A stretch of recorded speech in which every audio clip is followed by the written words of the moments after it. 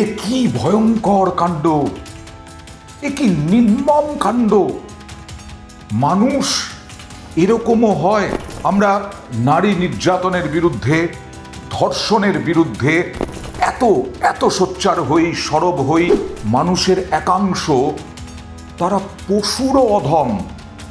আমি পশুরও অধম বলছি, অনেকেরই গায়ে লাগতে পারে যে পশুও এরকম হয় না। ঠিকই তাই, মানুষ যেরকম হয় পশুও সেরকম হয় না। এক নাবালিকা ধর্ষিতা, সেই ধর্ষিতার পুনর্বাসন কোথায় হলো জানেন? ধর্ষিতা পুনর্বাসন, এক নাবালিকার পুনর্বাসন কোথায় পাঠানো হলো জানেন?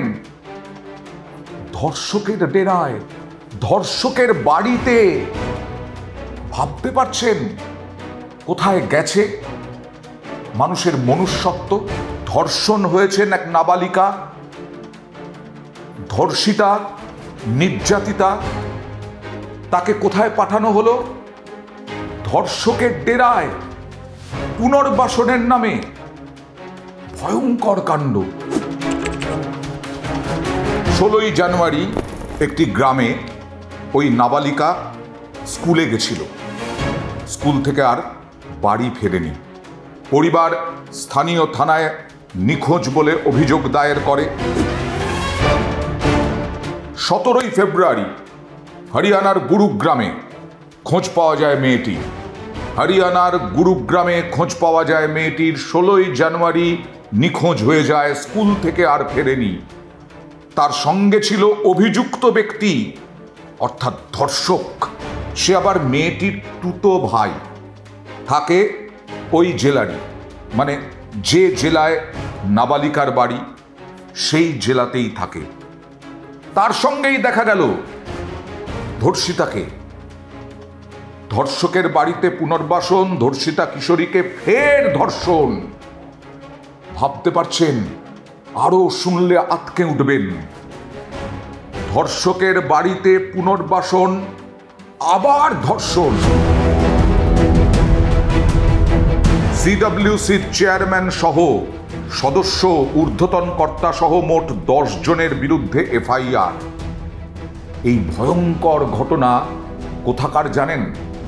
মধ্যপ্রদেশের। মধ্যপ্রদেশের এই ভয়ঙ্কর ঘটনা।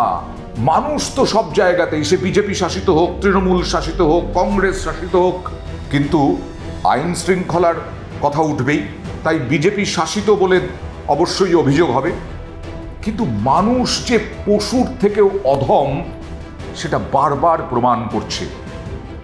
ধর্ষকের বাড়িতে পুনর্বাসন হলো। সিডব্লিউসির চেয়ারম্যান, সদস্য, অর্থাৎ শিশু সুরক্ষা কমিশন, তার সদস্য, তার চেয়ারম্যান, তাদের বিরুদ্ধে এফআইআর হয়েছে 10 জনের বিরুদ্ধে। এবার বিস্তারিত আপনাদেরকে বলি।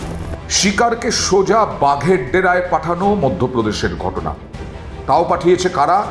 যাদের দায়িত্ব ছিল শিকারকে রক্ষার, যার বিরুদ্ধে ধর্ষণের অভিযোগ, ধর্ষিতা কিশোরীকে তারই বাড়িতে পাঠানো হলো। এবং শিশু কল্যাণ কমিটির বিরুদ্ধে এই অভিযোগ। শিশু কল্যাণ কমিটি তারাই পাঠিয়ে দিল ধর্ষকের ডেরায়। 15 বছরের কিশোরীটির ওপরে আরো যৌন নির্যাতন চলল। বিজেপি শাসিত মধ্যপ্রদেশের পান্না জেলায় এই ঘটনাটা, ভয়ঙ্কর ঘটনা। সিডব্লিউসি চেয়ারম্যান, শিশু সুরক্ষা কমিটির চেয়ারম্যান, দ্রুত ব্যবস্থা নিয়েছে পুলিশ।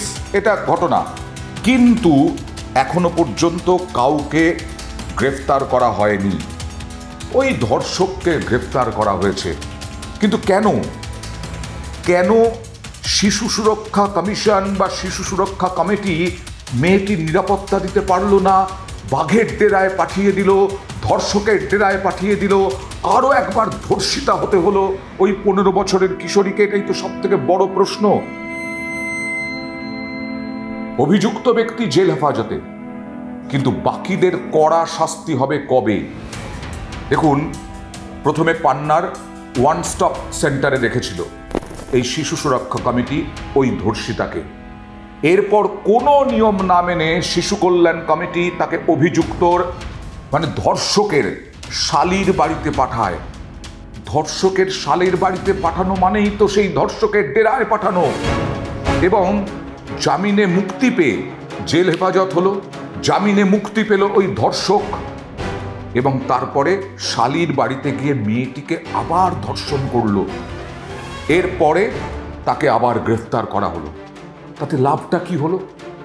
নারী নির্যাতন দুবার হলো, ধর্ষিতা দুবার হলো ওই 15 বছরের কিশোরী। কেন শিশু সুরক্ষা কমিটি কোনো নিয়ম না মেনে পাঠিয়ে দিল অভিযুক্তর ধর্ষকের শালির বাড়িতে? পান্না কালেক্টরেটের গণশুনানিতে তারা সিডব্লিউসির বিরুদ্ধে অভিযোগ দায়ের করে। এরপরে জেলা কালেক্টর সিডব্লিউসিকে তাদের আগের রায় পর্যালোচনা করার নির্দেশ দেয়। মেয়েটির পরিবারের অভিযোগ কি জানেন? ভয়াবহ অভিযোগ। নিজেদের ভুল ঢাকতে এই শিশু সুরক্ষা কমিটি তারা মেয়েটিকে আবার পান্নার ওয়ান স্টপ সেন্টারে ফিরিয়ে নিয়ে যান। ভুল ঢাকার মরিয়া চেষ্টা। সেখানকার কাউন্সেলিং সেশন চলাকালীন জানা যায় অভিযুক্ত তাকে ফের ধর্ষণ করেছে। বিষয়টি চেপে দেওয়ার চেষ্টা করা হয়। ওয়ান স্টপ সেন্টারের কর্মীরা বিষয়টি চেপে দেওয়ার চেষ্টা করেন। এটা মধ্যপ্রদেশের বিজেপি শাসিত রাজ্যের ঘটনা। আইন অনুযায়ী এই অপরাধ রিপোর্ট করার কথা ছিল জেলা মহিলা ও শিশু উন্নয়ন কর্তাদের। সেই তথ্য গোপন করার চেষ্টা করে এই ওয়ান স্টপ সেন্টারের কর্মীরা।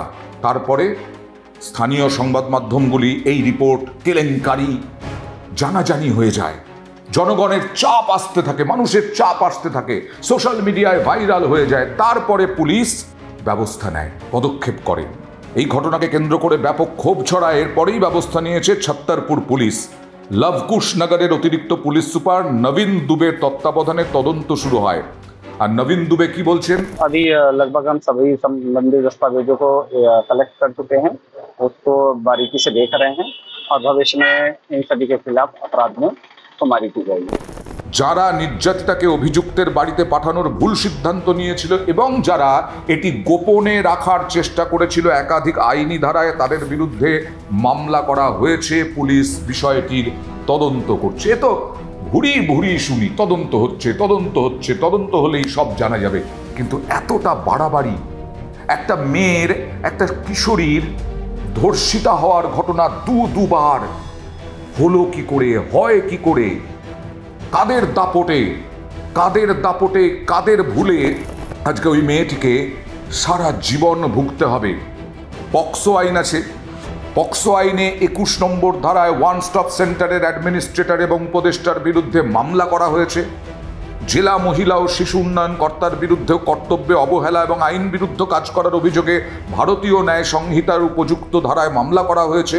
তার বিরুদ্ধেও পক্সো আইন এবং SC/ST আইনেও মামলা করা হয়েছে।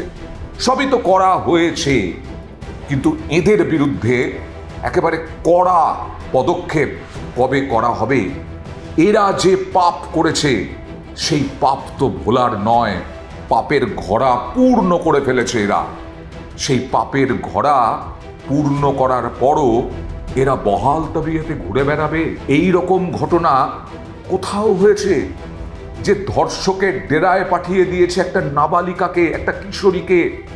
একজন কিশোরী আবার সেই ধর্ষকের মুখোমুখি, আবার ধর্ষণ। তারপরে যখন জানা যাচ্ছে তখন গা ঝাড়া দিয়ে উঠছে পুলিশ। ভয়ঙ্কর, ধিক্কার, নিন্দা জানানোর ভাষা নেই।